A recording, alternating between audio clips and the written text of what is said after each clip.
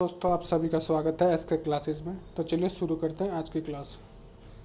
आज की क्लास हमारी मैराथन क्लास होने वाली है, जिसमें हम 250 प्लस क्वेश्चनों को देखेंगे, जिसमें हिस्ट्री एंड ज्योग्राफी के क्वेश्चन होंगे। तो चलिए सबसे पहला क्वेश्चन देखते हैं।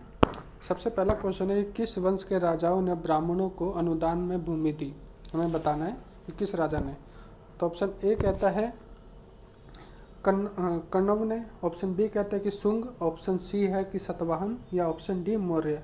तो इसके सही उत्तर की बात की जाए तो वो है ऑप्शन नंबर सी, सतवाहनों ने ब्राह्मणों को भूमि अनुदान में दी। तो सही उत्तर आ जाएगा ऑप्शन नंबर सी।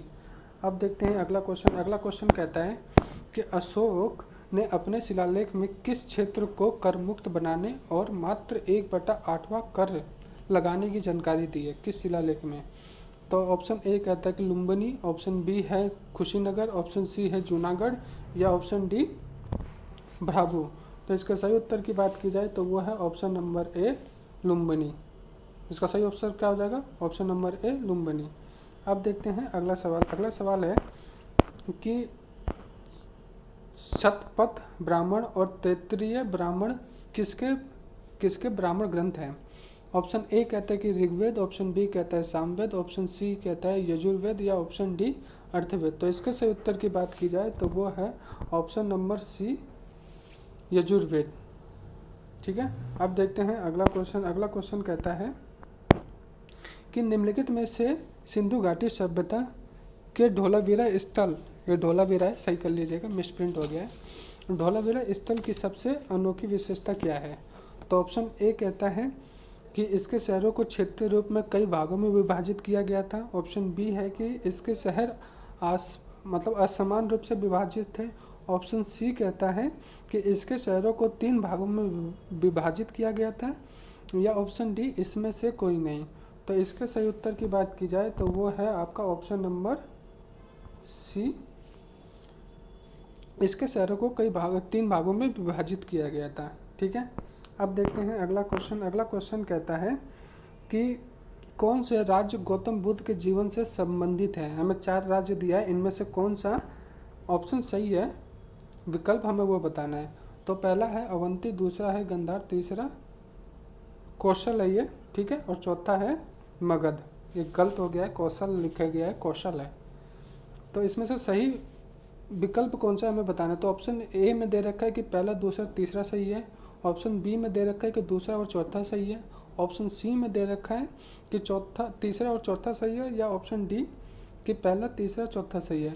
तो इसके सही उत्तर की बात की जाए तो वो है ऑप्शन नंबर सी कि तीसरा और चौथा सही है। गौतम बुद्ध का जीवन किससे संबंधित है? कौशल और मगध से संबंधित है। ठीक है। तो इसका सही उत्तर हो जाएगा ऑप्शन नंबर सी, तीसरा और चौथा। अब देखते हैं अगला क्वेश्चन। अगला क्वेश्चन कहता है अब देखते हैं अगला क्वेश्चन। अगला क्वेश्चन कहता है कि ऋग्वैदिक काल की अर्थव्यवस्था के बारे में कौन सा कथन असत्य है? तो हमें बताना है कि कौन सा कथन असत्य है ऋग्वैदिक काल के बारे में। तो ऑप्शन ए कहते हैं कि मुक्त देहाती अर्थव्यवस्था थी। ऑप्शन बी है कि कई अनाज की खेती थी। ऑप्शन सी है कि कृषि आधारित समाज, या ऑप्शन डी वेतन की अधिकता। तो इसके सही उत्तर की बात की जाए तो वो है ऑप्शन नंबर डी, वेतन की अधिकता। तो इसका सही उत्तर क्या हो जाएगा? ऑप्शन नंबर डी, वेतन की अधिकता। ठीक है। अब देखते हैं अगला क्वेश्चन। अगला क्वेश्चन है कि कौन सा शब्द वेदों और वेदों की शाखाओं को सिखाने के लिए विद्यालय में प्रयोग किया जाता है? तो ऑप्शन ए कहता है कि शाखा, ऑप्शन बी कहता है चरण, ऑप्शन सी कहता है रथ, या ऑप्शन डी यज्ञ। तो इसके सही उत्तर की बात की जाए तो वो है ऑप्शन नंबर बी, रथ, मतलब चरण। सही उत्तर क्या हो जाएगा? ऑप्शन बी, चरण। अब देखते हैं अगला क्वेश्चन। अगला क्वेश्चन कहता है कि प्राकृतिक भाषा की व्याकरण प्राकृतिक प्रकाश की रचना किसने की? जो प्राकृतिक भाषा की व्याकरण है उसके प्राकृतिक व्यास की रचना किसने की है? प्रकाश की रचना हमें बताना है। तो ऑप्शन ए कहता है कि पिंगलंग, ऑप्शन बी कहता है यासक, ऑप्शन सी कहता है कि वररुचि, या ऑप्शन डी शौनक। तो इसके सही उत्तर की बात की जाए तो वो है ऑप्शन नंबर सी, वररुचि। सही उत्तर क्या हो जाएगा? वररुचि ने प्राकृतिक भाषा प्रकाश में रचना की थी, प्राकृतिक भाषा की। ठीक है। अब देखते हैं अगला क्वेश्चन। अगला क्वेश्चन कहता है कि मैग्नेसीज द्वारा भारत के बारे में कहे गए कथनों में से कौन सा कथन सही नहीं है। तो इसके सही कथनों को हमें बताना है जो सही नहीं है। तो ऑप्शन ए कहते हैं कि भारत में प्रचुर सोना चांदी तांबा और लोहा है। ऑप्शन बी कहता है कि भारत में सुव्यवस्थित जातीय व्यवस्था है। ऑप्शन सी कहते हैं कि भारत में अक्सर अकाल पड़ता है। या ऑप्शन डी कि डायनोसिस ने भारत पर आक्रमण किया। तो जो सही कथन नहीं है हमें वो बताना है। तो इसमें से ऑप्शन नंबर सी सही कथन नहीं है कि भारत में अक्सर अकाल पड़ता था। ये मैग्नीसीज ने बात नहीं कही है, ठीक है, उनके कथनों में नहीं है। तो इसका सही उत्तर क्या हो जाएगा, जो गलत है वो है ऑप्शन नंबर सी, भारत में अक्सर अकाल पड़ता था। अब देखते हैं अगला क्वेश्चन। अगला क्वेश्चन है कि भारत का प्रथम शाक राजा कौन था। ठीक है, मतलब शाक राजा कौन था। ऑप्शन ए है कि मोगा, ऑप्शन बी है रुद्रदामन, ऑप्शन सी है अजेस, और ऑप्शन डी है घटोत्कच है, ये घटोत्कच है, ठीक है। तो इसके सही उत्तर की बात की जाए तो वो है ऑप्शन नंबर ए कि मोगा जो था वो प्रथम शाक राजा था। कहाँ का, भारत का, ठीक है। तो सही उत्तर हो जाएगा ऑप्शन नंबर ए मोगा। अभी तक आपने हमारे वीडियो को लाइक नहीं किया है तो प्लीज़ वीडियो को लाइक कर दे और चैनल को सब्सक्राइब कर दे, क्योंकि हम अब मैराथन क्लास लेके आएंगे जिससे आपको अधिक से अधिक क्वेश्चनों की प्रैक्टिस हो सके, ठीक है। अब देखते हैं अगला क्वेश्चन। अगला क्वेश्चन है कि स्टेगोज की नियुक्ति किसने की। ऑप्शन ए कहता है कि यवन ने, ऑप्शन बी कहता है कि शाक ने, ऑप्शन सी कहता है कुषाण ने, या ऑप्शन डी हुंगू ने। तो इसके सही उत्तर की बात की जाए तो वो है ऑप्शन नंबर ए, ऑप्शन नंबर ए, यवन ने इसकी सही वो की थी, नियुक्ति की थी, किसकी, स्टेगोज की, ठीक है, यवन ने नियुक्ति की थी। अब देखते हैं अगला क्वेश्चन। अगला क्वेश्चन कहता है, ये नहीं आएगा, वो एक्स्ट्रा क्वेश्चन है। अगला क्वेश्चन कहता है कि प्रसिद्ध इंडो ग्रीक राजा मिंडार प्रथम ने अपनी राजधानी कहाँ बनाई, मतलब राजधानी कहाँ बनाई थी इंडो ग्रीक राजा मिंडार ने। ऑप्शन ए है तक्षशिला, ऑप्शन बी है मथुरा, ऑप्शन सी है उज्जैन, या ऑप्शन डी पाटलिपुत्र। तो इसके सही उत्तर की बात की जाए तो वह है ऑप्शन नंबर ए, तक्षशिला को अपनी राजधानी बनाई थी, ठीक है। अब देखते हैं अगला क्वेश्चन। अगला क्वेश्चन है, ये भी अगला क्वेश्चन है कि सर्वप्रथम सोने के सिक्के किस राज्य के राजाओं ने जारी किए। हमें बताने के सर्वप्रथम सोने के सिक्के किस राजा ने जारी किए। ऑप्शन ए कहता है कि शाक, ऑप्शन बी कहता है कि यवन, ऑप्शन सी कहता है गुप्त, या ऑप्शन डी मौर्य। तो इसके सही उत्तर की बात की जाए तो वो है ऑप्शन नंबर बी, यवन ने। ऑप्शन नंबर बी, यवन ने सोने के सिक्के जारी किए थे सर्वप्रथम, ठीक है। अब देखते हैं अगला क्वेश्चन। अगला क्वेश्चन कहता है कि जो बृहत कथा की रचना किसने की। तो ऑप्शन ए कहता है गुणध्रेय ने, ऑप्शन बी कहता है सर्ववर्मन ने, ऑप्शन सी कहता है कि पाणिनि, या ऑप्शन डी राधागुप्त ने। तो इसके सही उत्तर की बात की जाए तो वो है ऑप्शन नंबर ए, ऑप्शन नंबर ए, ऑप्शन नंबर ए, ठीक है। अब देखते हैं अगला क्वेश्चन। अगला क्वेश्चन कहते हैं किस सातवाहन राजा ने शाक राजाओं से मालवा को विजय मतलब वापस जीता। मतलब सातवाहन राजा के किस सातवाहन राजा ने शाक राजाओं से मालवा कब वापस जीता। तो हमें यह बताना है। तो ऑप्शन ए कहते हैं कि गोमती पुत्र सतकर्णी ने, ऑप्शन बी कहता है कि सतकर्णी प्रथम ने, ऑप्शन सी है कि हाल ने, या ऑप्शन डी सिमुक ने। तो इसके सही उत्तर की बात की जाए तो वो है ऑप्शन नंबर ए, गौतमी पुत्र सतकर्णी ने साल के राजाओं से मालवा को जीता था, ठीक है। तो इसका सही उत्तर हो जाएगा ऑप्शन नंबर ए, गौतमी पुत्र सतकर्णी ने। मोस्ट इम्पॉर्टेंट क्वेश्चन है ये आपके लिए। अब अगला क्वेश्चन है कि इनमें से कौन सा शिलालेख सातवाहन काल से संबंधित है। मतलब सातवाहन काल से कौन सा शिलालेख संबंधित है हमें बताना है। तो ऑप्शन ए कहता है कि नासिक, ऑप्शन बी कहता है जूनागढ़, ऑप्शन सी है कि ए और बी दोनों, या ऑप्शन डी इनमें से कोई नहीं। तो इसके सही उत्तर की बात की जाए तो वो है ऑप्शन नंबर ए, नासिक। अब देखते हैं अगला सवाल। अगला सवाल है कि सातवाहन वंश के किस राजा ने कथा सप्तशती की रचना की? तो ऑप्शन ए कहता है कि राजा हाल ने, ऑप्शन बी कहता है कि सुमुख ने, ऑप्शन सी कहता है कि यज्ञ श्री सतकर्णी ने, या ऑप्शन डी गौतमी पुत्र सतकर्णी ने। तो इसके सही उत्तर की बात की जाए तो वो है ऑप्शन नंबर आपका ए कि राजा हाल ने रचना की थी। ठीक है, अब देखते हैं अगला क्वेश्चन। अगला क्वेश्चन है कि चावल की खेती के प्रथम साक्ष्य कहाँ से प्राप्त होते हैं? तो ये तो बेसिक सा उत्तर है इसका कि वो प्राप्त होते हैं बेलन घाटी से। हमने कई बार पढ़ रखा होगा कि चावल के साक्ष्य कहाँ से प्राप्त होते हैं, तो बेलन घाटी। प्रथम साक्ष्य कहाँ से मिलते हैं, तो बेलन घाटी। ठीक है, अब देखते हैं अगला क्वेश्चन। अगला क्वेश्चन कहते हैं कि सिंधु घाटी सभ्यता के किस स्थल से अग्नि वेदिकाएं प्राप्त हुई हैं? अग्नि वेदिकाएं बताने की सिंधु घाटी सभ्यता से किस स्थल से प्राप्त हुआ है? तो ऑप्शन ए कहता है कि मोहनजोदड़ो से, ऑप्शन बी कहता है कि लोथल, ऑप्शन सी कहता है कि कालीबंगा, या ऑप्शन डी लोथल ही हो गया, गलत हो गया है एक जगह, लेकिन इसका सही उत्तर की बात की जाए तो वो है ऑप्शन नंबर सी कालीबंगन से। ठीक है, अब देखते हैं अगला क्वेश्चन। अगला क्वेश्चन कहता है कि पाली ग्रंथों में निगंठना निपुत किसे कहा गया है? तो ऑप्शन ए कहता है कि अशोक को, ऑप्शन बी कहता है गौतम पुत्र, ऑप्शन सी कहता है कि चंद्रगुप्त, या ऑप्शन डी महावीर स्वामी। तो इसके सही उत्तर की बात की जाए तो वो है option number D Mahavir Swami को कहा गया है। ठीक है, अब देखते हैं अगला क्वेश्चन। अगला क्वेश्चन कहता है कि किस गुप्त राजा को लिच्छवी द्रोहित कहा गया है? तो ऑप्शन ए कहता है कि शिरगुप्त, ऑप्शन बी कहता है कि चंद्रगुप्त प्रथम, ऑप्शन सी कहता है कि चंद्रगुप्त द्वितीय, या ऑप्शन डी समुद्रगुप्त। तो इसके सही उत्तर की बात की जाए तो वो है ऑप्शन नंबर डी समुद्रगुप्त। ठीक है, अब देखते हैं अगला क्वेश्चन। अगला क्वेश्चन कहता है कि मौर्य काल के दौरान राजा के राजस्व की वसूली कौन सा अधिकारी करता था? ठीक है, तो मैं वो उसके बारे में बता दूँ।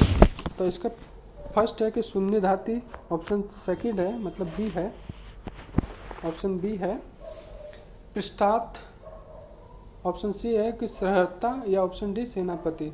तो इसके सही उत्तर की बात की जाए तो वो है ऑप्शन नंबर सी सेहर्ता। ठीक है, जो वसूली करता था। ठीक है, अब देखते हैं अगला क्वेश्चन। अगला क्वेश्चन कहता है कि गुप्त काल के दौरान स्वर्ण सिक्के की कमी और गुप्त काल के बाद सिक्कों की कमी का कारण क्या था?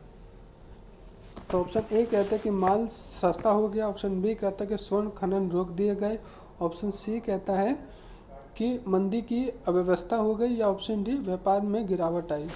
तो इसके सही उत्तर की बात की जाए तो वो है ऑप्शन नंबर डी कि व्यापार में गिरावट आई। ठीक है, अब देखते हैं अगला क्वेश्चन। अगला क्वेश्चन है कि निम्नलिखित में से अष्टम स्थान कौन सा था, कौन सा नहीं है? निम्नलिखित में से अष्टम स्थान कौन सा नहीं है, हमें वो बताना। तो ऑप्शन ए कहता है कि लुम्बिनी, ऑप्शन बी कहता है कि राजगृह, ऑप्शन सी कहता है खुशीनगर, या ऑप्शन डी तक्षशिला। तो इसके सही उत्तर की बात की जाए तो वो है ऑप्शन नंबर डी तक्षशिला। अष्टम स्थान कौन सा नहीं है इनमें से, तो वो है तक्षशिला, ऑप्शन नंबर डी। अब देखते हैं अगला क्वेश्चन। अगला क्वेश्चन कहता है कि तृतीय बौद्ध संगीति किसके काल में हुई थी? तो हमें बताने कि जो तृतीय बौद्ध संगीति हुई थी वो किसके काल में हुई थी? तो ऑप्शन ए कहता है कि अशोक, ऑप्शन बी कहता है कालाशेख, ऑप्शन सी कहता है कि कनिष्क, और ऑप्शन डी कहता है कि अजातशत्रु। तो इसका सही उत्तर की बात की जाए तो वो है ऑप्शन नंबर ए अजातशत्रु। अब देखते हैं अगला क्वेश्चन। अगला क्वेश्चन कहता है कि गौतम बुद्ध को किस उम्र पर ज्ञान प्राप्ति हुआ था? हमें उम्र बताने की किस उम्र में गौतम बुद्ध को ज्ञान की प्राप्ति हुई थी। तो ऑप्शन ए कहता है कि 30 वर्ष में, ऑप्शन बी कहता है 35 वर्ष, ऑप्शन सी है 42 वर्ष, या ऑप्शन डी 38 वर्ष। तो इसके सही उत्तर की बात की जाए तो वह है ऑप्शन नंबर बी 35 वर्षों में गौतम बुद्ध को ज्ञान की प्राप्ति हुई थी। कितने वर्ष में? 35 वर्ष। अब देखते हैं अगला सवाल। अगला सवाल कहता है कि गौतम बुद्ध का एकमात्र पुत्र का क्या नाम था? तो इसका ऑप्शन दे रखा है। ऑप्शन ए कहता है कि राहुल, ऑप्शन बी कहता है रोहित, ऑप्शन सी कहता है कि चंदा, या ऑप्शन डी इनमें से कोई नहीं। तो इसके सही उत्तर की बात की जाए तो वो है ऑप्शन नंबर ए राहुल। गौतम बुद्ध के पुत्र का क्या नाम था? एकमात्र पुत्र जो था उसका नाम था राहुल, याद रखिएगा। अब देखते हैं अगला क्वेश्चन। अगला क्वेश्चन है कि नाभि वर्ष किस देश का ऐतिहासिक नाम है?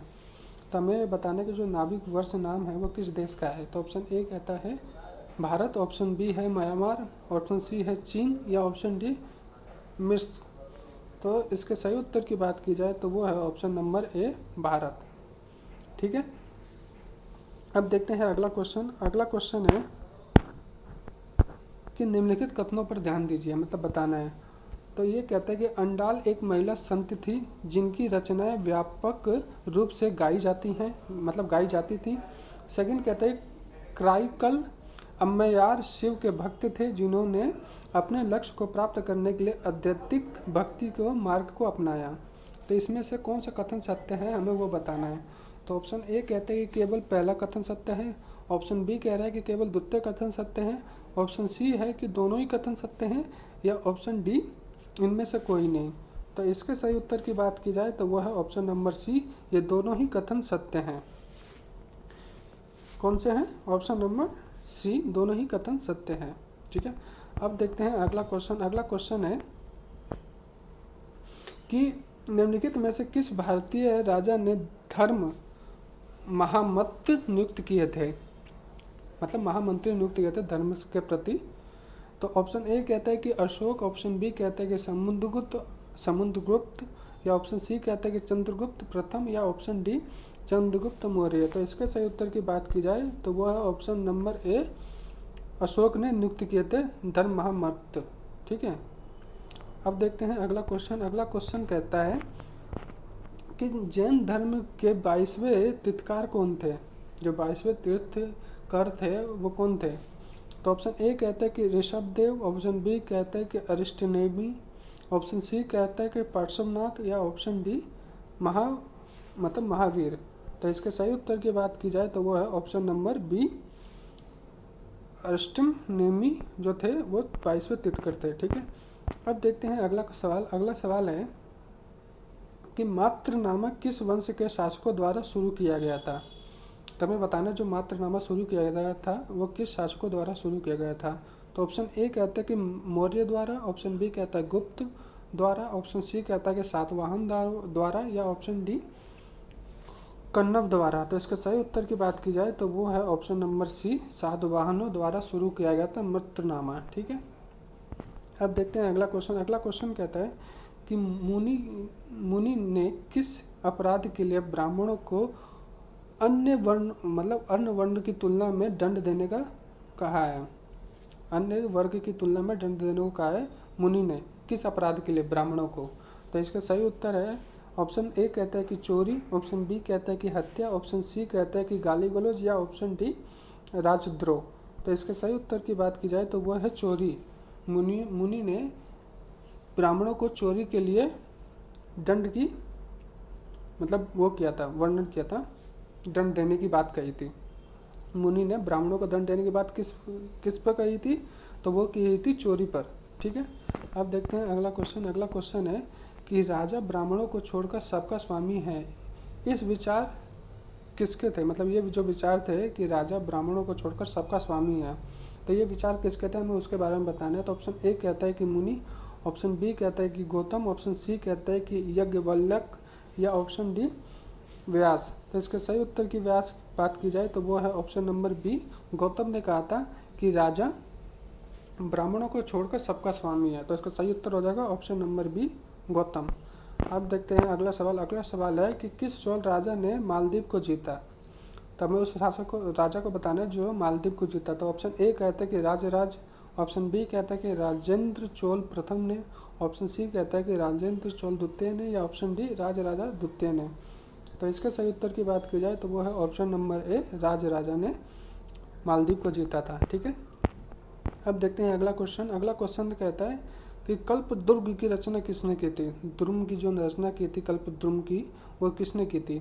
तो ऑप्शन ए कहता है कि कालिदास ने, ऑप्शन बी कहता है कि लक्ष्मीधर ने, ऑप्शन सी कहता है सर्वेश ने, या ऑप्शन डी सद्दल मिश्र ने। तो इसके सही उत्तर की बात की जाए तो वो है ऑप्शन नंबर बी कि लक्ष्मीधर ने कल्पद्रुम की रचना की थी। ठीक है, अब देखते हैं अगला सवाल। अगला सवाल कहता है कि अशोक के ब्राह्मी शिलालेख को सर्वप्रथम किसने पढ़ा था? मतलब अशोक के ब्राह्मी शिलालेख को किसने पढ़ा था? तो ऑप्शन ए कहता है कि जेम्स प्रिंसेप ने, ऑप्शन बी कहता है कि मैक्स मुलर ने, ऑप्शन सी कहता है कि कंगिंगम ने, गलत हो गया है, कंगिंगहम हो गया है, कंगिंगम ने, या ऑप्शन डी इनमें से कोई नहीं। तो इसके सही उत्तर की बात की जाए तो वो है ऑप्शन नंबर ए, जेम्स प्रिंसेप ने अशोक के बाहमी शिलालेख को पढ़े, मतलब सर्वप्रथम पढ़ा था। ठीक है, अब देखते हैं और कब पढ़ा था, तो इसमें दे रखा है नोट्स में, आप नोट्स भी देखते चलिएगा कि जेम्स प्रिंसेप ने 1799 से 1840 तक इंग्लिश एक विद्वान थे। वह यंग बंगाल आंदोलन का प्रारंभ भी थे। उनके सर्वप्रथम अशोक के शिलालेखों को पढ़ना और सर्वप्रथम उनकी ही ब्राह्मी लिपि को पढ़ा। ठीक है, ब्राह्मी लिपि को पढ़ा उन्होंने। अब देखते हैं अगला क्वेश्चन, किस राज्य के राजा ने देवपुत्र उपाधि को अपनाया। हमें बताने किस राजा ने देवपुत्र की उपाधि को अपनाया। तो ऑप्शन ए है कि कुषाण, ऑप्शन बी है शक, ऑप्शन सी है कि यवन, या ऑप्शन डी गुप्त। तो इसके सही उत्तर की बात की जाए तो वो है ऑप्शन नंबर ए, कुषाण ने देवपुत्र उपाधि को अपनाया। ठीक है ना। अब देखते हैं अगला सवाल। अगला सवाल है कि महासंघिक निकाय कहाँ विकसित हुआ। हमें बताने कि जो महासंघिक निकाय है वो कहाँ विकसित हुआ। तो ऑप्शन ए कहता है कि वैशाली, ऑप्शन बी कहता है कि वज्जी, ऑप्शन सी है पाटलिपुत्र, या ऑप्शन डी राजगृह। तो इसके सही उत्तर की बात की जाए तो वो है ऑप्शन नंबर ए, वैशाली में महासंघिक निकाय विकसित हुआ। ठीक है, तो इसका सही उत्तर हो जाएगा ऑप्शन नंबर ए, वैशाली में, वैशाली। ठीक है, अब देखते हैं अगला क्वेश्चन। अगला क्वेश्चन है कि कौन सा मिलान सही नहीं है। तो हमें सही मिलान को बताना है जो सही नहीं है, सही है सॉरी, जो सही है उस मिलान को बताना है। तो ऑप्शन ए कहता है कि साल के कपिल वस्तु, ऑप्शन बी कहता है कोलियस रामग्राम, ऑप्शन सी कहता है कि कालम अल्पकल्पा, या ऑप्शन डी मल खुशीनगर।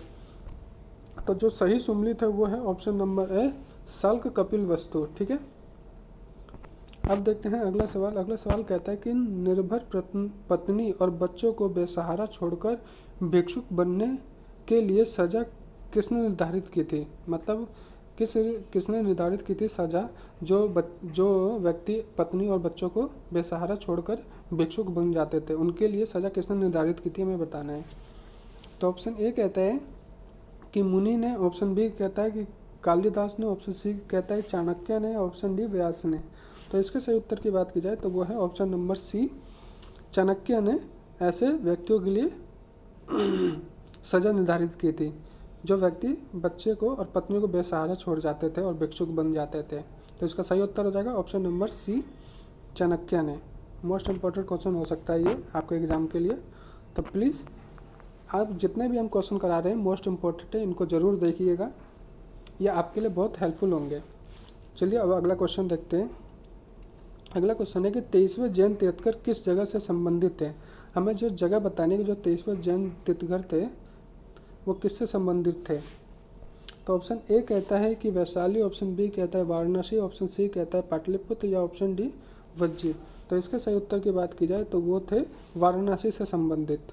ठीक है, किस जगह से संबंधित थे 23वें जैन तीर्थंकर, तो वो थे वाराणसी से संबंधित। ठीक है, अब देखते हैं अगला क्वेश्चन। अगला क्वेश्चन कहता है कि निम्नलिखित में से शिक्षक गौतम बुद्ध को ज्ञान प्राप्त करने से पहले नियुक्त किए गए थे, वो शिक्षक बताना है। तो ऑप्शन ए मतलब 4 दिए गए हैं, इनमें से विकल्प में से बताना है कौन सा विकल्प सही है। तो चारों को देखते हैं पहले। पहला है आला कलमा,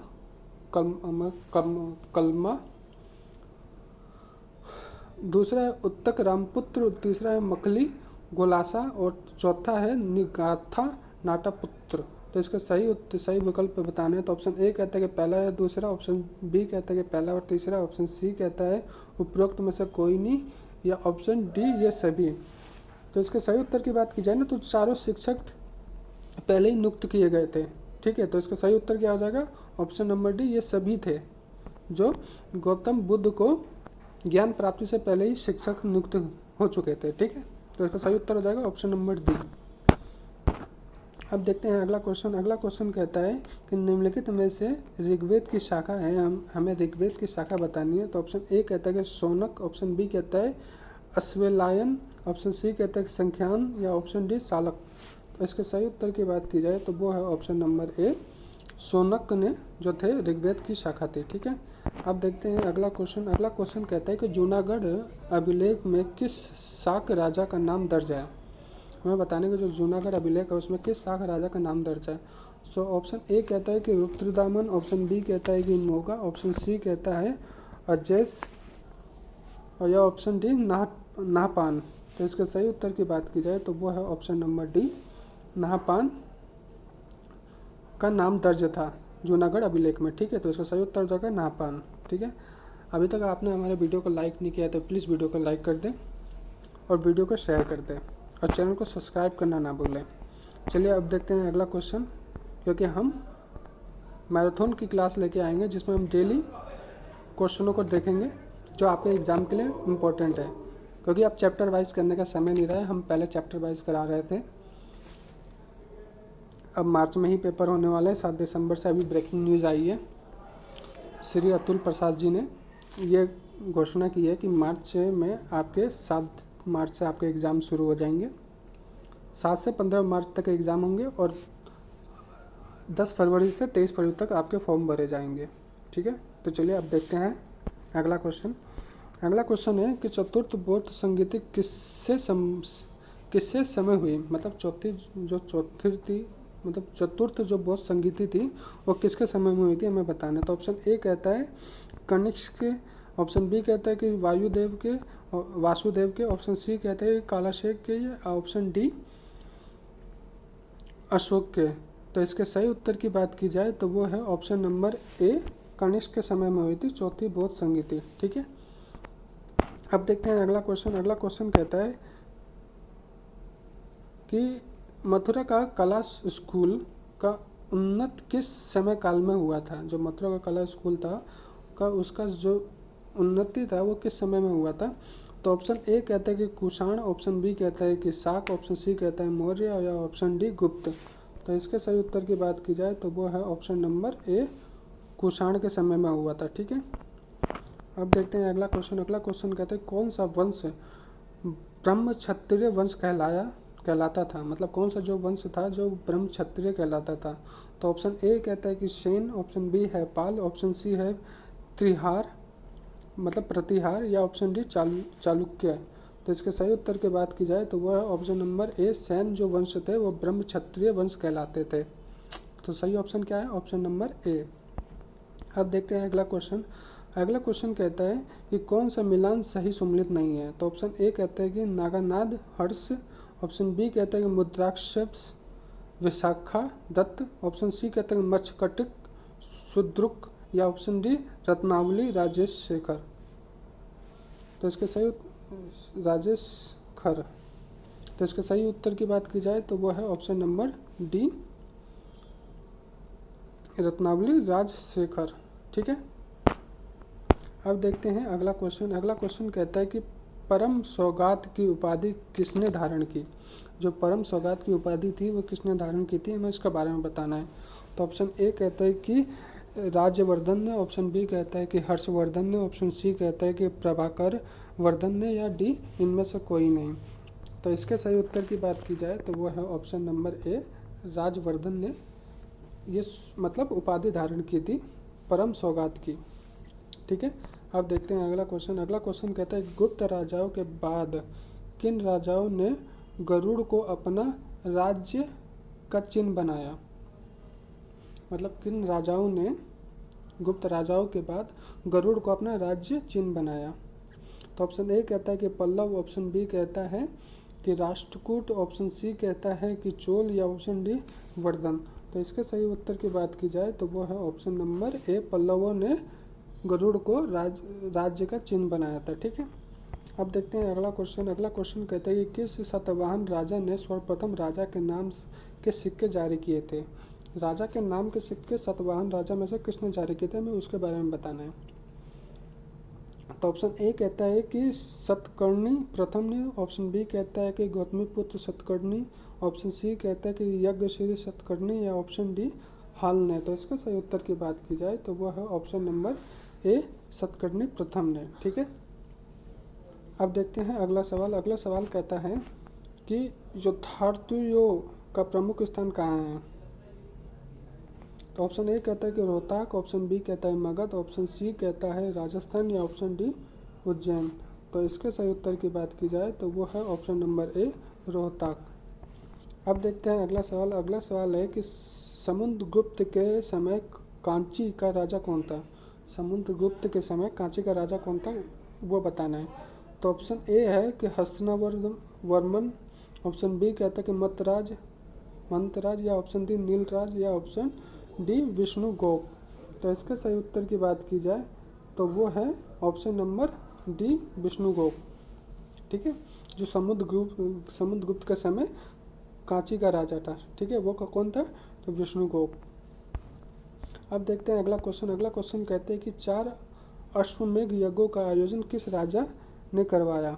मतलब 4 अश्वमेध यज्ञों का आयोजन किस राजा ने करवाया था उसके बारे में बताना है। तो ऑप्शन ए कहता है कि हस्तिवर्मन ने, ऑप्शन बी कहता है कि समुद्रगुप्त ने, ऑप्शन सी कहता है कि पशुमित्र शुंग ने या ऑप्शन डी पशुसेन प्रथम ने। तो इसका सही उत्तर क्या हो जाएगा, ऑप्शन नंबर डी पशुसेन ने। ठीक है, प्रथम ने। अब देखते हैं अगला सवाल। अगला सवाल कहते हैं कि ग्रीक रोमन साहित्य में चंद्रगुप्त मौर्य को सेंटाक्लॉज कहा गया है। सेंटाक्लॉज कहा गया है, इसका उल्लेख सर्वप्रथम किसने किया। ऑप्शन ए कहते हैं कि D.R. अम्बेडकर, ऑप्शन बी कहते हैं कि अलेक्जेंडर कनिंघम, ऑप्शन सी कहता है कि R.P. चंद या ऑप्शन डी विलियम जोन्स। तो इसके सही उत्तर की बात की जाए तो वो है option number D William Jones ने ग्रीक रोमन साहित्य के चंद्रगुप्त मौर्य को सेंट्रोकोटस, ये पहली बार मैं सुन रहा हूँ इस क्वेश्चन को। ठीक है, तो वो है विलियम जेम्स ने। एक बार आप देख लीजिएगा। अब देखते हैं अगला क्वेश्चन। अगला क्वेश्चन कहता है किस राजाओं ने सीरिया के साथ राजनीतिक संबंध बनाए। ऑप्शन ए है मौर्य, ऑप्शन बी है गुप्त, ऑप्शन सी है पल्लव या option D Chola.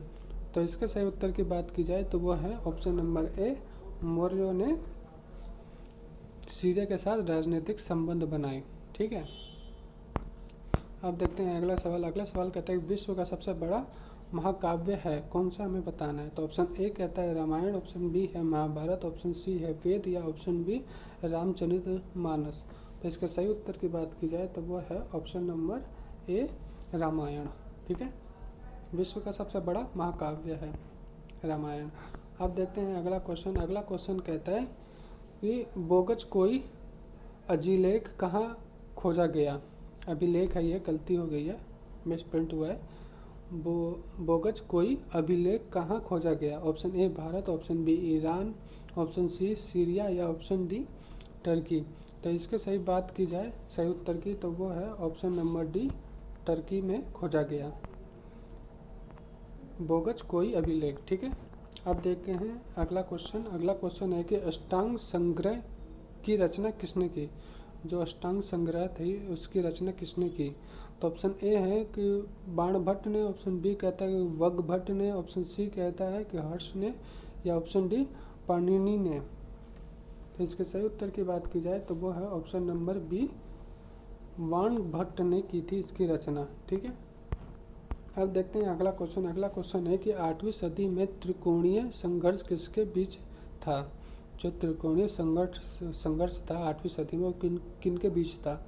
Option A कहता है कि चालुक्य, पल्लव और पांडव के बीच में, ऑप्शन बी कहता है कि चालुक्य, राजपूत एवं यादव के बीच में, ऑप्शन सी कहता है कि चालुक्य, परमार और सोलंकी के बीच में या ऑप्शन डी चोल, चेर और पांडवों के बीच में।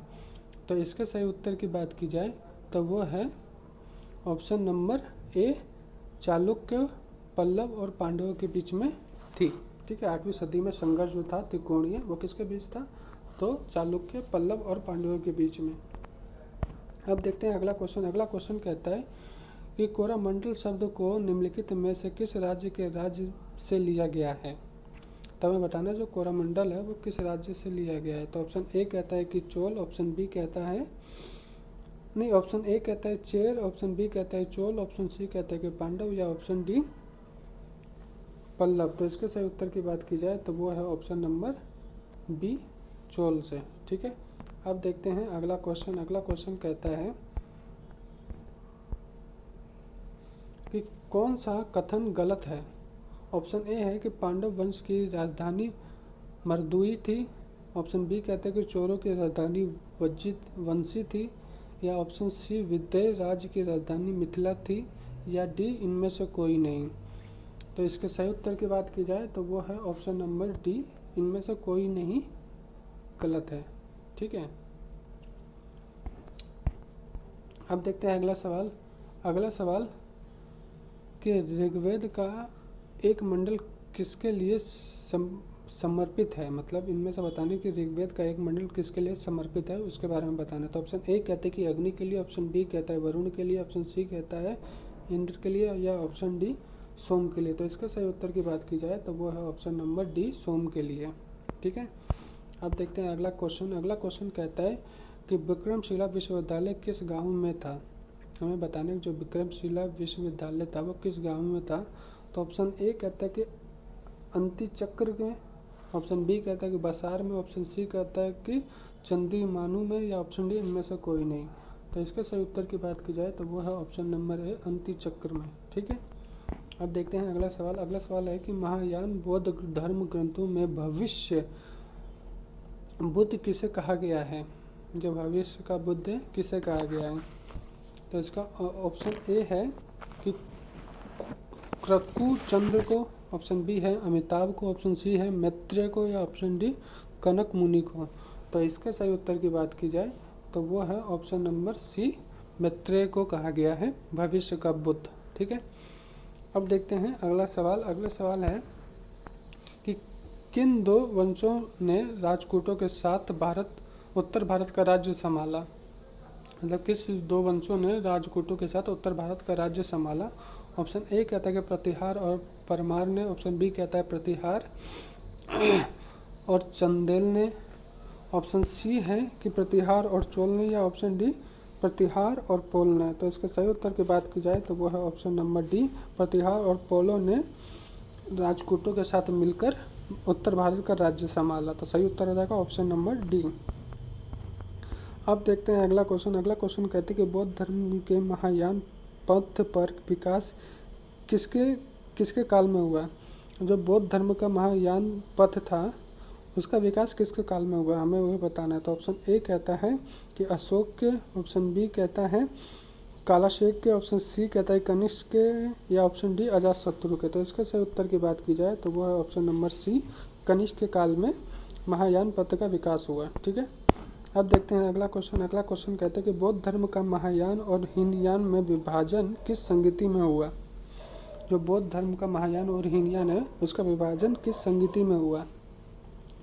तो ऑप्शन ए कहता है कि प्रथम संगति में, ऑप्शन बी कहता है कि द्वितीय संगति में, ऑप्शन सी है तृतीय संगति में, या ऑप्शन डी चतुर्थ में। तो इसका सही उत्तर क्या हो जाएगा, ऑप्शन नंबर डी चतुर्थ में हुआ था। जो चतुर्थ संगति थी उसमें महायान और हीनयान में विभाजन हुआ था बौद्ध धर्म का। ठीक है, अब देखते हैं अगला क्वेश्चन। अगला क्वेश्चन कहता है कि प्रथम बौद्ध संगति के अध्यक्ष कौन था। तो ऑप्शन ए कहते हैं कि महाकश्यप, ऑप्शन बी कहता है वसुमित्र, ऑप्शन सी कहते हैं कि मंगोली पुत्र तिरस, या ऑप्शन डी अश्वघोष। तो इसके सही उत्तर की बात की जाए तो वो है ऑप्शन नंबर ए, महाकश्यप ने प्रथम बौद्ध संगति के अध्यक्ष थे। ठीक है, अब देखते हैं अगला क्वेश्चन। अगला क्वेश्चन है कि दूसरे बौद्ध संगति के अध्यक्ष कौन थे। तो वो दूसरे बौद्ध संगति के अध्यक्ष थे, ऑप्शन ए कहते हैं कि महाकश्यप, ऑप्शन बी कहता है कि वसुमित्र, ऑप्शन सी कहता है कि मंगोली पुत्र तिर्स, या ऑप्शन डी सबकमी। तो इसका सही उत्तर क्या हो जाएगा, ऑप्शन नंबर डी सबकमी। ठीक है, अब देखते हैं अगला क्वेश्चन। अगला क्वेश्चन है कि किसके काल में चतुर्थ बौद्ध संगति हुई। तो हमें बताना है, तो वो है अभी हमने ऊपर देखा था, तो वो थे कनिष्क। तो इसका सही उत्तर क्या हो जाएगा, ऑप्शन नंबर डी कनिष्क के काल में बौद्ध संगति हुई। अब देखते हैं अगला क्वेश्चन। अगला क्वेश्चन है कि गौतम बुद्ध के गृह त्याग को कौन सा चिन्ह बताया गया। मतलब जो गौतम बुद्ध ने गृह त्याग किया था उसको कौन सा चिन्ह बताया गया। तो ऑप्शन ए कहता है कि घोड़ा, ऑप्शन बी कहता है कमल, ऑप्शन सी कहता है चक्र, या ऑप्शन डी स्तूप। तो इसके सही उत्तर की बात की जाए तो वो है ऑप्शन नंबर ए, घोड़ा गृह त्याग का चिन्ह बताया गया। गौतम बुद्ध का गृह त्याग का चिन्ह क्या है, घोड़ा। अब देखते हैं अगला क्वेश्चन। अगला क्वेश्चन कहता है कि गौतम बुद्ध को के निर्वाहन को कौन सा चिन्ह बताया गया। तो ऑप्शन ए कहता है कमल, ऑप्शन बी कहता है चक्र, ऑप्शन सी कहता है कि घोड़ा, या ऑप्शन डी बोधि वृक्ष। तो इसका सही उत्तर क्या आ जाएगा, ऑप्शन नंबर डी बोधि वृक्ष। अब देखते हैं अगला क्वेश्चन। अगला क्वेश्चन है कि गौतम बुद्ध के जीवन को कौन सा चिन्ह बताया गया। जीवन का मतलब ये चारों चिन्ह में से चारों के चारों इंपॉर्टेंट हैं। तो ऑप्शन ए कहता है कि बोधि वृक्ष, ऑप्शन बी कहता है कमल, ऑप्शन सी है घोड़ा, या ऑप्शन डी चक्र। तो जो गौतम बुद्ध के जीवन को बताया गया वो बताया गया कमल, ऑप्शन बी कमल। जीवन को क्या बताया गया, तो कमल का चिन्ह। अब देखते हैं अगला क्वेश्चन। अगला क्वेश्चन कहता है गौतम बुद्ध का सारथी कौन था। तो ए है चिन्ना, ऑप्शन बी है पृथक, ऑप्शन सी है देवदत्त, या इनमें से कोई नहीं। तो इसके सही उत्तर की बात की जाए तो वो है ऑप्शन नंबर ए चिन्ना था गौतम बुद्ध का सारथी। ठीक है। अब देखते हैं कथक का गौतम बुद्ध के जीवन में क्या संबंध था। तो ऑप्शन ए कहते हैं कि सारथी, ऑप्शन बी घोड़ा, ऑप्शन सी नौकर, या ऑप्शन डी पत्नी। तो जो कथक का था ना वो क्या था, घोड़ा था। तो इसका सही उत्तर क्या हो जाएगा, ऑप्शन नंबर डी घोड़ा, बी घोड़ा। अब देखते हैं अगला सवाल। अगला सवाल है कि 10 राजाओं का युद्ध किस नदी के किनारे हुआ। तो ऑप्शन ए कहता है कि परुषणी, ऑप्शन बी कहता है कि वित्तसता, ऑप्शन सी कहता है कि गंगा, और ऑप्शन डी सिंधु। तो इसके सही उत्तर की बात की जाए तो वो है ऑप्शन नंबर ए परुषणी के किनारे, मतलब जो परुषणी नदी है उसके किनारे 10 राजाओं का युद्ध हुआ था। ठीक है। अब देखते हैं अगला क्वेश्चन। अगला क्वेश्चन कहता है कि सोमपुरी विश्वविद्यालय की स्थापना किसने की। तो ऑप्शन ए कहता है कि रामपाल ने, ऑप्शन बी कहता है कि गोपाल ने, ऑप्शन सी कहता है धर्मपाल ने, या ऑप्शन डी इनमें से कोई नहीं। तो इसके सही उत्तर की बात की जाए तो वो है ऑप्शन नंबर सी धर्मपाल ने सोमपुरी विश्वविद्यालय की स्थापना की थी। ठीक है। अब देखते हैं अगला सवाल। अगला सवाल कहते हैं कि रामपाल के ने किस विश्वविद्यालय की स्थापना की थी। तो अभी जस्ट ये रिपीट हो गया, वो है सोमपाल, मतलब सोमपुरी विश्वविद्यालय की स्थापना की थी। अब देखते हैं अगला क्वेश्चन। अगला क्वेश्चन है कि गौतम बुद्ध की माँ महामाया किस वंश की थी। Option A Licchavi, option B Koliya, option C Solanki, या ऑप्शन डी शाक्य।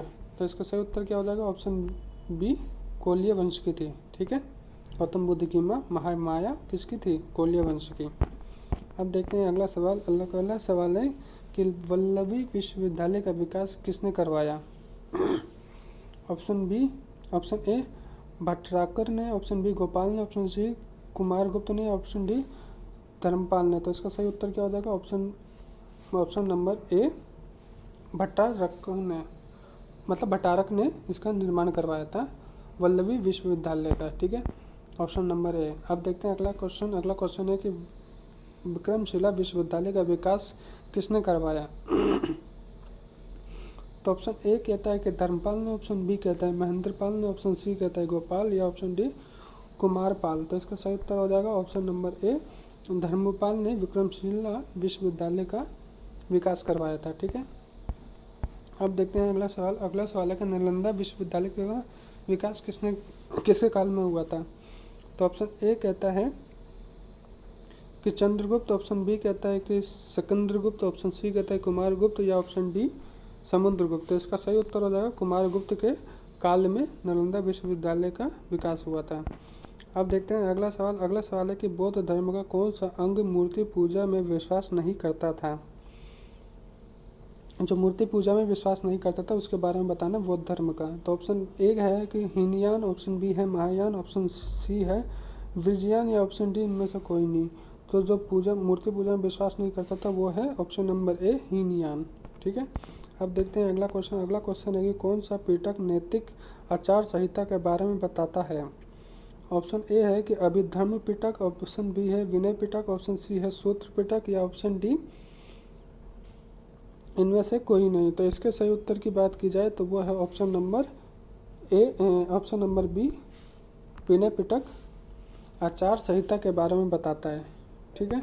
अब देखते हैं अगला क्वेश्चन। अगला क्वेश्चन है कि बौद्ध धर्म की शिक्षाओं के बारे में कौन सा ग्रंथ बताता है। तो ऑप्शन ए कहता है कि अभिधम पिटक, ऑप्शन बी कहते हैं विनय पिटक, ऑप्शन सी कहते हैं सूत पिटक, या ऑप्शन डी बी सी मतलब विनय पिटक और सूत पिटक। तो इसके सही उत्तर की बात की जाए तो वो है ऑप्शन नंबर सी सूत पिटक। ठीक है, जो बौद्ध धर्म की शिक्षाओं के बारे में बताता है। ठीक है, अब देखते हैं अगला क्वेश्चन। अगला क्वेश्चन है कि राष्ट्रकूट वंश की स्थापना किसने की। जो राष्ट्रकूट है उसकी स्थापना किसने की उसके बारे में बताना है। तो ऑप्शन ए कहता है कि दंती दुर्ग ने, ऑप्शन बी कहता है कृष्ण प्रथम ने, ऑप्शन सी कहता है कि इंद्रगुप्त ने, या ऑप्शन डी इनमें से कोई नहीं। तो इसके सही उत्तर की बात की जाए तो वो है ऑप्शन नंबर ए दंती दुर्ग ने राष्ट्रकूट की स्थापना की थी। तो इसका सही उत्तर हो जाएगा ऑप्शन नंबर ए दंती दुर्ग ने। ठीक है, अब देखते हैं अगला क्वेश्चन। अगला क्वेश्चन है कि सेन वंश की स्थापना किसने की।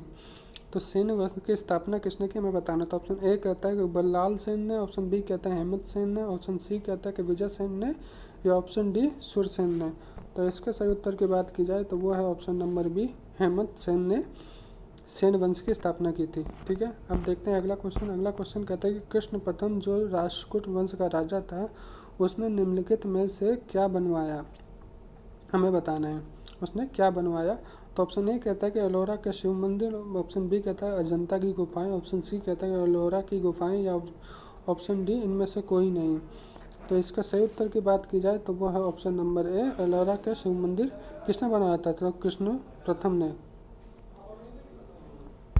अब देखते हैं अगला क्वेश्चन। अगला क्वेश्चन है कि वल्लवी काल किस काल को कहा जाता है। ऑप्शन ए गुप्त काल को, ऑप्शन बी कुषाण काल को, ऑप्शन सी मौर्य काल को, या डी इनमें से कोई नहीं। तो इसके सही उत्तर की बात की जाए तो वो है ऑप्शन नंबर ए गुप्त काल को वल्लवी काल भी कहा जाता है। ठीक है, भारत की रुई अन्य रुइयों से अधिक सफ़ेद है। इस मतलब यह विचार किसका है, बताना है कि ये किसने कहा था एक तरीके से कि भारत की जो रुइयाँ हैं वो अन्य रुइयों से अधिक सफ़ेद हैं। तो ऑप्शन ए कहते हैं कि अलेक्जेंडर ने, ऑप्शन बी कहता है मैग्नीसीज ने, ऑप्शन डी कहता है कि हीरोडोटस ने, या ऑप्शन डी इनमें से कोई नहीं। तो इसके सही उत्तर की बात की जाए तो वो है ऑप्शन नंबर बी मैग्नीसीज ने कहा था कि जो भारत की रुई है ना वो अन्य रुइयों से अधिक सफ़ेद है। तो इसका सही उत्तर हो जाएगा ऑप्शन नंबर बी मैग्नीसीज ने कहा था। ठीक है, अब देखते हैं अगला क्वेश्चन। अगला क्वेश्चन कहता है कि गुप्त राजाओं ने कौन से सिक्के चलवाए, हमें बताना है कि इनमें से कौन से सिक्के हैं जो गुप्त राजाओं ने चलवाए। तो ऑप्शन ए कहता है कि दिनार, ऑप्शन बी है ड्रम, ऑप्शन सी है रूपक, या ऑप्शन डी सुवर्ण। तो इसके सही उत्तर की बात की जाए जो विकल्प है ए में दे रखा है केवल चौथा, बी में है केवल पहला, सी में है कि पहला और तीसरा, या डी पहला और चौथा। तो इसका सही उत्तर की बात की जाए तो वो है ऑप्शन नंबर डी पहला और चौथा, मतलब दिनार और सुवर्ण जो था वो गुप्त राजाओं ने सिक्के चलाए थे। ठीक है, तो इसका सही हो जाएगा विकल्प नंबर डी 1 और 4 सही है। अब देखते हैं अगला क्वेश्चन। अगला क्वेश्चन है कि कुषाणों ने किसके सिक्के चलवाए। तो ऑप्शन ए कहता है कि चांदी के, ऑप्शन बी के नहीं, ऑप्शन ए कहता है सोने के, ऑप्शन बी कहता है चांदी के, ऑप्शन सी तांबे के, या ऑप्शन डी उपरोक्त सभी। तो जो कुषाण थे ना उन्होंने सोने के, चांदी के और तांबे सभी प्रकार के मतलब तीनों तत्व के सिक्के चलाए थे। तो इसका सही उत्तर हो जाएगा वो सभी सिक्के उन्होंने चलवाए थे। अब देखते हैं अगला क्वेश्चन। अगला क्वेश्चन कहता है कि अंतिम मौर्य सम्राट कौन था। तो ऑप्शन ए है अशोक, ऑप्शन बी है बृहद्रथ, ऑप्शन सी कहता है संप्रति, या ऑप्शन डी इनमें से कोई नहीं। तो इसके सही उत्तर की बात की जाए तो वो है ऑप्शन नंबर बी बृहद्रथ जो था वो अंतिम मौर्य सम्राट था। ठीक है, तो ऑप्शन नंबर बी। अब देखते हैं अगला क्वेश्चन। अगला क्वेश्चन कहते हैं कि अभिधम में कथा वस्तुत के बारे में किसने लिखा। तो ऑप्शन ए कहते हैं कि अश्वघोष ने, ऑप्शन बी कहते हैं कि महाकश्यप ने, ऑप्शन सी कहता है कि मंगोली पुत्र तिर्सा ने, या ऑप्शन डी इनमें से कोई नहीं। तो इसके सही उत्तर की बात की जाए तो वो है ऑप्शन नंबर डी मंगोली पुत्र तिर्सा ने। ठीक है, अब देखते हैं अगला क्वेश्चन। अगला क्वेश्चन है कि किस यज्ञ में वैदिक काल में सूरा का प्रयोग किया जाता है। तो ऑप्शन ए है कि श्रोत्रामणि में, बी है राजसूय में, ऑप्शन सी है पुत्रेष्टि में, या ऑप्शन डी अश्वमेघ में। तो इसके सही उत्तर की बात की जाए तो वो है ऑप्शन नंबर ए, सूत्रमणि में। ठीक है, अब देखते हैं अगला क्वेश्चन। अगला क्वेश्चन है, अब देखते हैं ज्योग्राफी के। हिस्ट्री हमने क्वेश्चन कंप्लीट कर लिया, अब ज्योग्राफी आ रही है, अब इसको देखते हैं। अगला क्वेश्चन है कि बाघों का प्रमुख रिजर्व सिरस्का किस राज्य में अवस्थित है? ऑप्शन ए कहता है कि राजस्थान, ऑप्शन बी कहता है उत्तराखंड, ऑप्शन सी है मध्य प्रदेश, या ऑप्शन डी उत्तर प्रदेश। तो इसके सही उत्तर की बात की जाए तो वो है ऑप्शन नंबर ए, राजस्थान में स्थित है। अब देखते हैं अगला क्वेश्चन। अगला क्वेश्चन है कि कांचीरंगा राष्ट्रीय उद्यान कहाँ स्थित है? तो ऑप्शन ए कहता है कि राजस्थान, ऑप्शन बी कहता है असम, ऑप्शन सी कहता है उड़ीसा, या ऑप्शन डी गुजरात। तो इसका सही उत्तर की बात की जाए तो वो ऑप्शन नंबर बी, असम में स्थित है कांचीरंगा। ठीक है, राष्ट्रीय उद्यान असम में स्थित है। अब देखते हैं अगला क्वेश्चन। अगला क्वेश्चन कहता है कि केवलादेव, जो केवलादेव घाना पक्षी विहार कहाँ अवस्थित है? केवलादेव घाना पक्षी विहार कहाँ अवस्थित है? तो ऑप्शन ए कहता है कि चिंगलपेट तमिलनाडु, ऑप्शन बी कहता है कि अलवर राजस्थान, ऑप्शन सी कहता है कि भरतपुर राजस्थान, या ऑप्शन डी सवाई माधोपुर राजस्थान। तो इसके सही उत्तर की बात की जाए तो वो है option number C, Bharatpur Rajasthan. कहाँ स्थित है? तो वो है option number B, Bharatpur Rajasthan में स्थित है। अब देखते हैं अगला क्वेश्चन। अगला क्वेश्चन है कि नंदा देवी जीव मंडल किस राज्य में स्थित है? तो इसके सही उत्तर की बात की जाए तो पहला ऑप्शन है कि option A Chhattisgarh, option B है असम, ऑप्शन डी है हिमाचल प्रदेश, या ऑप्शन डी उत्तराखंड। तो इसको सही बात की जाए तो वो है ऑप्शन नंबर डी, उत्तराखंड में स्थित है। अब देखते हैं अगला क्वेश्चन। अगला क्वेश्चन है कि देश में लंबाई की दृष्टि से सबसे छोटी राष्ट्रीय राजमार्ग कौन सा है? जो सबसे छोटी है तो वो है ऑप्शन नंबर ए कहता है कि NH-47 है, ऑप्शन बी कहता है कि NH-52 है, ऑप्शन सी है कि NH-1A, या ऑप्शन डी NH-45A। तो इसका सही उत्तर की बात की जाए तो वो है ऑप्शन नंबर ए, NH-47A जो है वह सबसे छोटे राष्ट्रीय राजमार्ग है। तो कौन सी है सबसे छोटी राष्ट्रीय राजमार्ग? NH-47A। अब देखते हैं अगला क्वेश्चन। अगला क्वेश्चन है कि कोलकाता और दिल्ली किसके द्वारा जुड़े हैं, मतलब किस नेशनल हाईवे के द्वारा जुड़े हैं वो हमें बताना है। तो ऑप्शन ए कहता है कि NH-1, ऑप्शन बी कहता है कि NH-2, ऑप्शन सी कहता है कि NH-9, या ऑप्शन डी NH-6। तो इसके सही उत्तर की बात की जाए तो वो है ऑप्शन नंबर बी, NH-2 से दिल्ली और कोलकाता का जुड़ा हुआ है।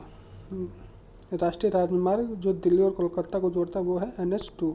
ठीक है, अब देखते हैं अगला क्वेश्चन। अगला क्वेश्चन है कि भारत में दूसरा सबसे बड़ा राष्ट्रीय राजमार्ग कौन सा है? जो ये SSC में भी आ रखा है। ठीक है, ऑप्शन ए कहता है कि NH-2, ऑप्शन बी कहता है कि NH-7, ऑप्शन सी कहता है कि NH-6, या ऑप्शन डी NH-5। तो इसके सही उत्तर की बात की जाए तो वो है ऑप्शन नंबर सी, NH-6 जो है वो भारत का दूसरा सबसे बड़ा राष्ट्रीय राजमार्ग है। अब देखते हैं अगला क्वेश्चन। अगला क्वेश्चन कहता है कि भारत में प्रथम रेलवे लाइन किसके शासनकाल में बिछाई गई थी? ऑप्शन ए कहता है कि लॉर्ड डलहौजी, ऑप्शन बी कहता है कि लॉर्ड बैटिंग, ऑप्शन सी कहता है कि लॉर्ड कैनिंग, या ऑप्शन डी लॉर्ड कर्जन। तो इसके सही उत्तर की बात की जाए तो वो है ऑप्शन नंबर ए, लॉर्ड डलहौजी के शासनकाल में सबसे पहले प्रथम रेल लाइन बिछाई गई थी। अब देखते हैं अगला सवाल। अगला सवाल है कि निम्न में से कौन सी जनजाति नीलगिरी पहाड़ियों से संबंधित है? जो नीलगिरी पहाड़ियाँ हैं उससे कौन सी जनजाति संबंधित है उसके बारे में बताना है। ऑप्शन ए कहते हैं कि बगदा, ऑप्शन बी कहता है कि सहरिया, ऑप्शन सी कहते हैं कि मारिया, या ऑप्शन डी असुर। तो इसके सही उत्तर की बात की जाए तो वो है ऑप्शन नंबर ए, बगदा। ठीक है, अभी तक आपने हमारे वीडियो को लाइक नहीं किया तो प्लीज़ वीडियो को लाइक कर दें, क्योंकि हम डेली आपको 150-200 क्वेश्चन की प्रैक्टिस कराएंगे जिससे, और आप इसको वीडियो को रिपीट भी देखें जिससे कि आपके ना ये क्वेश्चन माइंड में सेट हो जाए। एक बार इस वीडियो का रिवीजन करेंगे तो आपके कम से कम 150-200 क्वेश्चन आपके माइंड में सेट हो जाएंगे। ठीक है, तो आप वीडियो को भी रिपीट कर करके देखें, और हम ऐसे ही वीडियो लेके आते रहेंगे जिसमें हम सिर्फ इम्पोर्टेंट क्वेश्चन को ही कवर करेंगे। अब देखते हैं अगला सवाल। अगला सवाल है कि उत्तर प्रदेश की सर्वाधिक जनसंख्या वाली जनजाति निम्न में से कौन सी है? जो उत्तर प्रदेश की सर्वाधिक जनसंख्या वाली जनजाति है वो कौन सी है, हमें उसके बारे में बताना है। तो ऑप्शन ए कहता है कि बनरावत, ऑप्शन बी कहता है थारू, ऑप्शन सी कहता है बुक्सर या ऑप्शन डी खरवार। तो इसके सही उत्तर की बात की जाए तो वो है ऑप्शन नंबर बी धारू, मतलब थारू। ठीक है, अब देखते हैं अगला क्वेश्चन। अगला क्वेश्चन कहता है कि निम्न में से कौन सी जनजाति उत्तर प्रदेश और उत्तराखंड से संबंधित है। अब इसमें उत्तर प्रदेश और उत्तराखंड का जिक्र है जो जाति के बारे में पूछा, जनजाति। तो ऑप्शन ए कहता है कि मुंडा, ऑप्शन बी कहता है कि इतनार, ऑप्शन सी कहता है कि थारू या ऑप्शन डी भील। तो इसके सही उत्तर की बात की जाए तो वो है ऑप्शन नंबर सी थारू, जो है वो उत्तर प्रदेश और उत्तराखंड दोनों में ये जनजाति सम्मिलित है। ठीक है, मतलब मिलती है। तो सही उत्तर हो जाएगा ऑप्शन नंबर सी थारू। अब देखते हैं अगला क्वेश्चन। अगला क्वेश्चन कहते हैं निम्नलिखित जनजातियों में से कौन सी केरल में पाई जाती है। तो केरल में पाई जाने वाली जनजातियों के बारे में बताएं तो ऑप्शन ए है लेप्चा, ऑप्शन बी है डलफला, ऑप्शन सी है डाफर या ऑप्शन डी चेचू। तो इसके सही उत्तर की बात की जाए तो वो है ऑप्शन नंबर डी चेचू। जो जनजाति है वो कहाँ पाई जाती है, तो केरल में। तो इसका सही उत्तर हो जाएगा ऑप्शन नंबर डी चेचू। अब देखते हैं अगला क्वेश्चन। अगला क्वेश्चन कहता है कि भारत में प्रथम उर्वरक संयंत्र 2006 मतलब 1906 ईस्वी में कहाँ स्थापित किया गया था। जो भारत का प्रथम उर्वरक संयंत्र जो था वो कहाँ स्थापित किया गया था वो हमें बताना। तो ऑप्शन ए कहता है कि रानीपेट में, ऑप्शन बी कहता है पोरबंदर में, ऑप्शन सी कहता है कि चेन्नई या ऑप्शन डी सिंदेरी में। तो इसके सही उत्तर की बात की जाए तो वो है ऑप्शन नंबर ए रानीपेट में सबसे पहले 1906 में प्रथम उर्वरक संयंत्र स्थापित किया गया था। कहाँ पे 1906 में कहाँ स्थापित किया गया था, तो रानीपेट में। अब देखते हैं अगला क्वेश्चन। अगला क्वेश्चन कहता है कि भारत में कागज उद्योग का प्रथम सफल कारखाना सन 1889 में निम्न में से किस स्थान पर लगाया गया। तो ऑप्शन ए कहता है कि बालीगंज में, ऑप्शन बी कहता है लखनऊ, ऑप्शन सी कहता है कि सियारामपुर में या ऑप्शन डी ड्रंकुवार में, मतलब ड्रंकुवार में। तो इसके सही उत्तर की बात की जाए तो वो है ऑप्शन नंबर बी लखनऊ में लगाया गया था। कहाँ लगाया गया था, लखनऊ। तो इसका सही उत्तर हो जाएगा ऑप्शन नंबर बी लखनऊ। अब देखते हैं अगला क्वेश्चन। अगला क्वेश्चन है कि इस समय भारत में सबसे बड़ा तेल शोधक कारखाना निम्नलिखित में से कहाँ है। तेल शोधक कारखाना कहाँ स्थित है भारत में वो बताना है। तो ऑप्शन ए कहता है कि विशाखापट्टनम, ऑप्शन बी कहता है मुंबई, ऑप्शन सी कहता है बड़ौदा या ऑप्शन डी मथुरा। तो इसके सही उत्तर की बात की जाए तो वो है ऑप्शन नंबर सी बड़ौदा। ठीक है, अब देखते हैं अगला क्वेश्चन। अगला क्वेश्चन कहता है कि जॉर्ज आर्कलैंड ने सर्वप्रथम भारत में 1855 ईस्वी में किस स्थान पर जूट मिल की स्थापना की थी। मतलब सर्वप्रथम जूल मिल की स्थापना कहाँ की गई थी वो बताना है। ऑप्शन ए कहता है कि पचबज में, ऑप्शन बी कहता है कि टीटागढ़ में, ऑप्शन सी कहता है कि शिवपुर में या ऑप्शन डी रिसारा में। तो इसके सही उत्तर की बात की जाए तो वो है ऑप्शन नंबर डी रिसारा में इसकी स्थापना की गई थी। अब देखते हैं अगला क्वेश्चन। अगला क्वेश्चन कहता है कि निम्नलिखित में से भारत का वह राज्य कौन सा है जो गंधक सल्फर के उत्पादन में आगे है। तो ऑप्शन ए कहता है कि महाराष्ट्र, ऑप्शन बी कहता है पंजाब, ऑप्शन सी है तमिलनाडु या ऑप्शन डी असम। तो इसके सही उत्तर की बात की जाए तो वो है ऑप्शन नंबर ए महाराष्ट्र में गंधक उर्वरक के, मतलब जो गंधक है सल्फर के उत्पादन की में आगे है। ठीक है, कौन सा आगे है, महाराष्ट्र आगे है।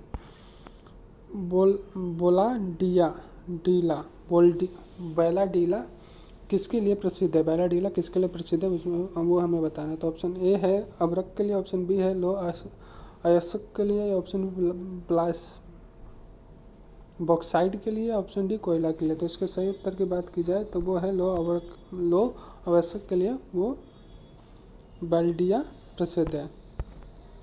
अब देखते हैं अगला क्वेश्चन। अगला क्वेश्चन है कि कौन सा भारतीय राज्य कोयला की बड़ी बड़ी खानों के लिए मशहूर है। ऑप्शन ए कहता है बिहार, ऑप्शन ए कहता है कर्नाटक, ऑप्शन बी है बिहार, ऑप्शन सी है झारखंड या ऑप्शन डी आंध्र प्रदेश। तो इसके सही उत्तर की बात की जाए तो वो है ऑप्शन नंबर बी, बिहार। अब देखते हैं अगला क्वेश्चन। अगला क्वेश्चन है कि खेतड़ी किसके लिए प्रसिद्ध है? ऑप्शन ए है एल्युमिनियम, ऑप्शन बी है उर्वरक, ऑप्शन सी है सोना या ऑप्शन डी तांबा। तो इसके सही उत्तर की बात की जाए तो वो है ऑप्शन नंबर बी, उर्वरक के लिए प्रसिद्ध है खेतड़ी। अब देखते हैं अगला सवाल। अगला सवाल है कि निम्नलिखित में से किस राज्य में तांबा खनिज का सबसे बड़ा भंडार है? मतलब तांबा खनिज का सबसे बड़ा भंडार किस राज्य में है?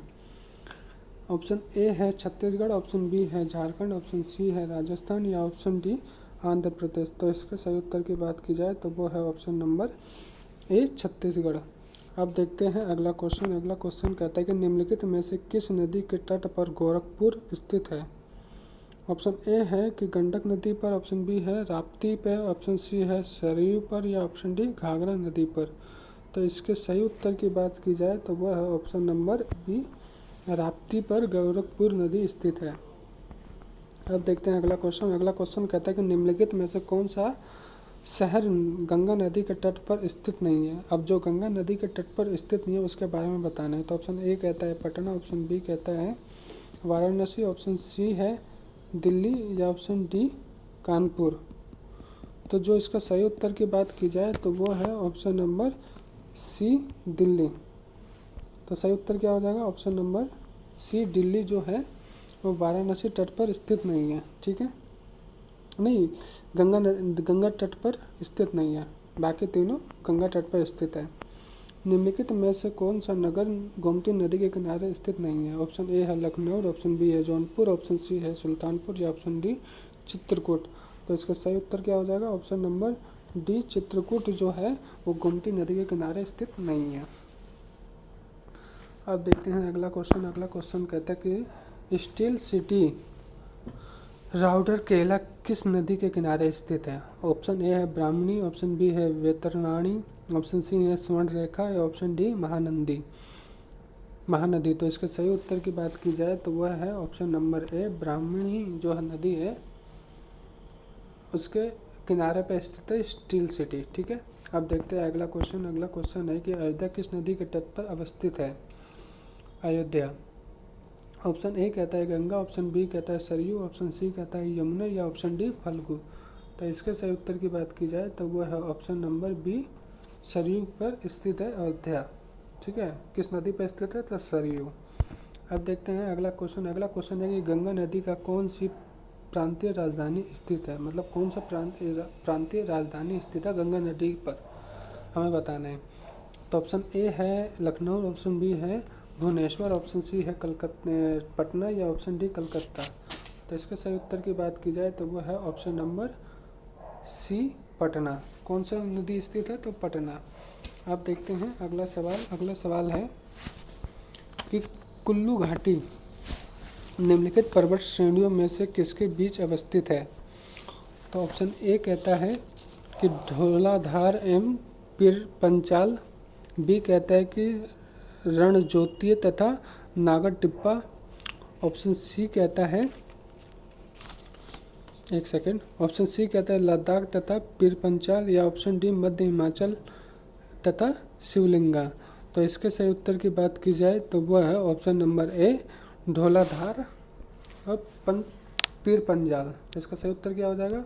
ऑप्शन नंबर ए, धौलाधार और पीर पंजाल। अब देखते हैं अगला क्वेश्चन। अगला क्वेश्चन कहता है कि उत्तराखंड का सबसे ऊंचा पर्वत शिखर कौन सा है? तो ऑप्शन ए कहते हैं कामेत, ऑप्शन बी कहता है नंदा देवी, ऑप्शन सी कहता है बद्रीनाथ या ऑप्शन डी केदारनाथ। तो इसके सही उत्तर की बात की जाए तो वो है option number B, Nanda Devi जो पर्वत है वो उत्तराखंड का सबसे ऊंचा पर्वत है। ठीक है, अब देखते हैं अगला क्वेश्चन। अगला क्वेश्चन कहता है कि शिवालिंग श्रेणी का निर्माण निम्न में से किस से हुआ है?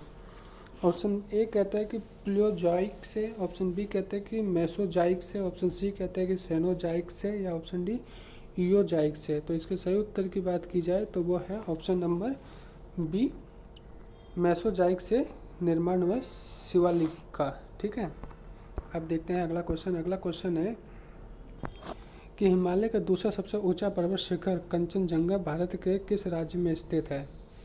तो ऑप्शन ए कहता है हिमाचल प्रदेश, ऑप्शन बी कहता है असम, ऑप्शन सी कहता है उत्तराखंड या ऑप्शन डी सिक्किम। तो इसके सही उत्तर की बात की जाए तो वह है ऑप्शन नंबर डी, सिक्किम में स्थित है कंचनजंगा। ठीक है, अब देखते हैं अगला क्वेश्चन। अगला क्वेश्चन है कि हिमालय की ऊंची चोटी कंचनजंगा कहाँ स्थित है? तो अभी हमने जस्ट देखा, ये भी रिपीट हो गया, ये है कंचनजंगा जो स्थित है सिक्किम में स्थित है। अब देखते हैं अगला क्वेश्चन। अगला क्वेश्चन है कि K2 के बाद भारत में निम्नलिखित में से कौन द्वितीय सर्वोच्च शिखर पर्वत है? तो ऑप्शन ए कहता है कि नंदा देवी, ऑप्शन बी है कंचनजंगा, ऑप्शन सी है सुडुथेम्पा या ऑप्शन डी कामेत। तो इसके सही उत्तर की बात की जाए तो वह है ऑप्शन नंबर बी कंचनजंगा। ठीक है, जो दूसरे सबसे सर्वोच्च शिखर है। कौन सा है? K2 के बाद भारत की K2 के बाद भारत में सबसे ऊंची पर्वत शिखर K2, उसके बाद कंचनजंगा। अब देखते हैं अगला क्वेश्चन। अगला क्वेश्चन कहता है कि हिमालय के सर्वोच्च शिखर माउंट एवरेस्ट की ऊंचाई कितनी है? ऑप्शन ए कहता है 9000 मीटर, ऑप्शन बी कहता है 8200 मीटर, ऑप्शन सी कहता है 8848 मीटर या ऑप्शन डी 8500 मीटर। तो इसके सही उत्तर की बात की जाए तो वो है option number C, 8848 metre Mount Everest की ऊंचाई है। ठीक है, अब देखते हैं अगला क्वेश्चन। अगला क्वेश्चन है कि कोराई करनाल किस पर्वत श्रृंखला पर स्थित है? तो ऑप्शन ए कहता है कि नीलगिरी, ऑप्शन बी कहता है कि विंध्याचल, ऑप्शन सी कहता है कि अरावली या ऑप्शन बी पलानी। तो इसके सही उत्तर की बात की जाए तो वो है ऑप्शन नंबर डी, पलानी पर स्थित है कोलाई करनाल। ठीक है, जो कोलाई करनाल श्रृंखला है वो किस पर स्थित है? पलानी पर। अब देखते हैं अगला क्वेश्चन। अगला क्वेश्चन कहता है कि निम्नलिखित में से किस राज्य में सबरीमाला स्थित है? मतलब सबरीमाला जो स्थित है वो किस राज्य में है, हमें वो बताना है। तो ऑप्शन ए कहता है कि केरल, ऑप्शन बी कहता है कर्नाटका, ऑप्शन सी कहता है कि आंध्र प्रदेश या ऑप्शन डी तमिलनाडु। तो इसके सही उत्तर की बात की जाए तो वो है ऑप्शन नंबर बी, कर्नाटका में स्थित है। क्या सबरीमाला जो पर्वत है वो कहाँ स्थित है? जो सबरीमाला स्थित स्थान है वो कहाँ स्थित है? राज्य वो कर्नाटका में है। ठीक है, अब देखते हैं अगला क्वेश्चन। अगला क्वेश्चन है कि हिमालय श्रेणी क्षेत्र में मिलने वाला संकीर्ण तथा अनुदैर्घ्य लंबी घाटियों को किस नाम से जाना जाता है? तो ऑप्शन ए कहता है कि मृग, ऑप्शन बी कहता है कि दून, ऑप्शन सी है चोस या ऑप्शन डी द्वार। तो इसका सही उत्तर क्या हो जाएगा? ऑप्शन नंबर सी, चोस के नाम से जाना जाता है। हिमालय श्रेणी के जो संकीर्ण तथा अनुदैर्घ्य जो लंबी पर्वतें हैं, घाटियाँ हैं, उसको किस नाम से जाना जाता है? तो चोस।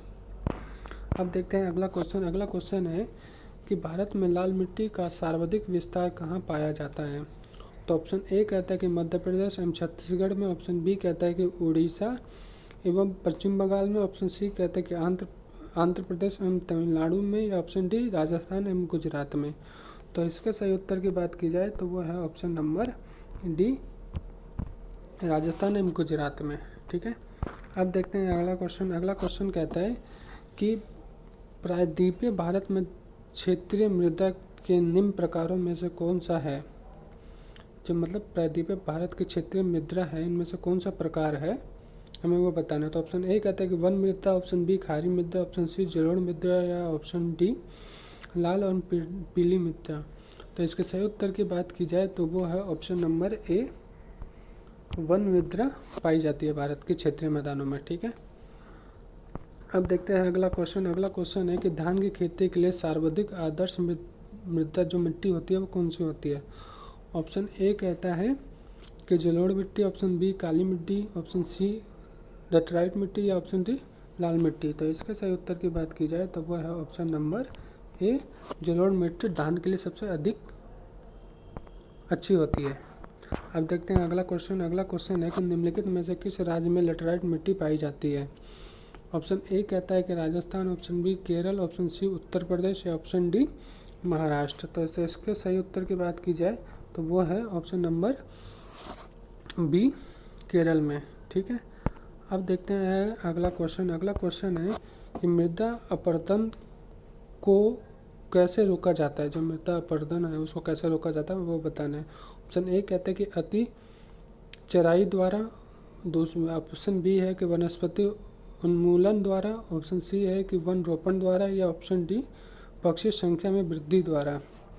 तो इसके सही उत्तर की बात की जाए तो वो है option number D, option number C वन रोपण द्वारा। ठीक है, अब देखते हैं अगला सवाल। अगला सवाल है कि रंगून मिट्टी का दूसरा नाम क्या है। तो इसका ऑप्शन ए है कि ऊसर मिट्टी, ऑप्शन बी है मिश्रित लाल पीली मिट्टी, ऑप्शन सी है लाल मिट्टी, या ऑप्शन डी काली मिट्टी। तो इसके सही उत्तर की बात की जाए तो वह है ऑप्शन नंबर डी काली मिट्टी। अब देखते हैं अगला सवाल। अगला सवाल है कि रंगून मिट्टी सबसे ज़्यादा कहाँ है। ऑप्शन ए महाराष्ट्र में, ऑप्शन बी तमिलनाडु में, ऑप्शन सी आंध्र प्रदेश में, या ऑप्शन डी झारखंड में। तो इसके सही उत्तर की बात की जाए तो वो है ऑप्शन नंबर ए महाराष्ट्र में है। आज के लिए बस ये आखिरी देख लेते हैं, आज बस इतना ही करते हैं। ठीक है, बाकी कल लेके आएंगे और एक्स्ट्रा, जिसमें हम कंप्लीट रिवीजन करेंगे, मतलब एमसीक्यू क्वेश्चन देखेंगे। जितना अधिक हम प्रैक्टिस करेंगे उतना ही हमारे लिए फ़ायदेमंद होगा, क्योंकि अब हमें 1 महीने पूरे रह गए हैं तैयारी के लिए। ठीक है, तो हम इम्पोर्टेंट क्वेश्चन आपके लिए लेके आते रहेंगे। तो प्लीज़ चैनल को सब्सक्राइब जरूर करिएगा और वीडियो को लाइक। चलिए आज के लिए बस आखिरी सवाल देखते हैं, बाकी करेंगे कल। आखिरी सवाल है कि जलोढ़ मिट्टी में जब बालू के कणों और चीका की मात्रा लगभग बराबर होती है तो उसका क्या नाम दिया जाता है। ऑप्शन ए कहते हैं कि रेगुड़, ऑप्शन बी कहता है कि दोमट, ऑप्शन सी है कहता है रेह, या ऑप्शन डी कल्लर। तो इसके सही उत्तर की बात की जाए तो वो है ऑप्शन नंबर बी, दोमट कहा जाता है उसको। ठीक है, तो आज के लिए बस इतना ही रहने देते हैं, बाकी कल की क्लास में करेंगे और कल सोचेंगे कि और एक्स्ट्रा और मोस्ट इम्पॉर्टेंट क्वेश्चन लेके आएँ जिसका आपका रिवीजन हो सके। तो चलिए आज के लिए बस इतना ही। प्लीज़ वीडियो को लाइक और चैनल को सब्सक्राइब जरूर करें। धन्यवाद।